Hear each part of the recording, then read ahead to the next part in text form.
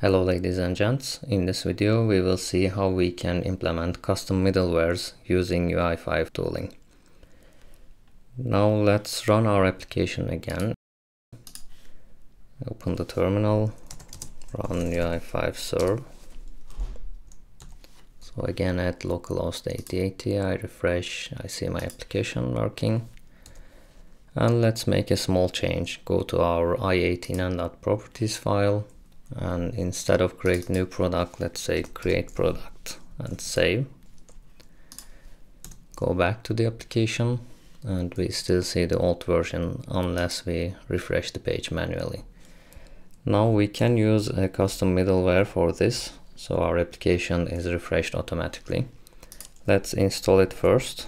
I end this session and then npm i-save-dev, since we will only use this for development, and the name of the package is UI5-middleware-live reload.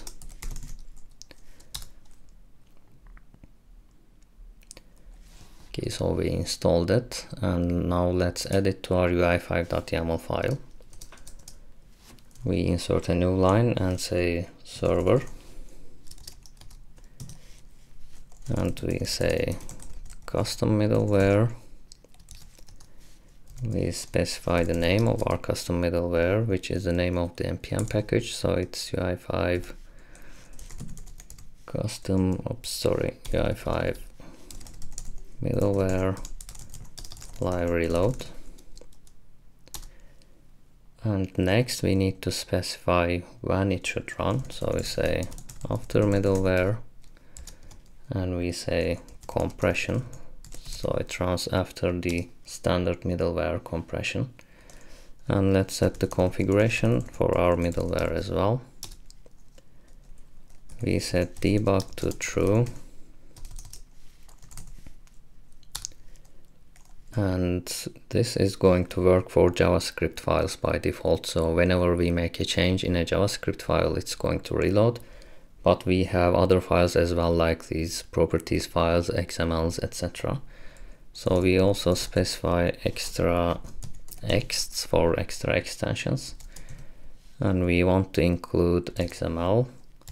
Also we will have JSON files later on, and also the properties files for our texts.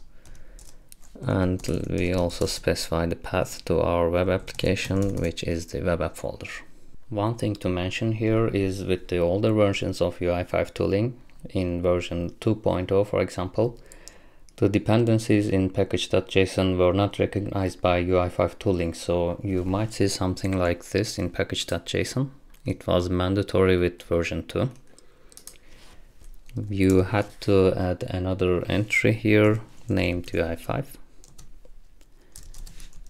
and inside you would define your dependencies, and inside this dependency array you would insert your middleware, so UI5 middleware live reload. But since version 3 has came out, we no longer need to do this, so I'm just going to remove this. Now let's save it and run our application again with UI5 serve. Okay, we have an error. Let's see. Required property after middleware. Yes, we already added this. Okay, it's an indentation issue. It's extremely important with YAML files, as you know. Let's fix it. Run it again. Okay, our app is running. I'm going to refresh. So it says create product. That's how we left it.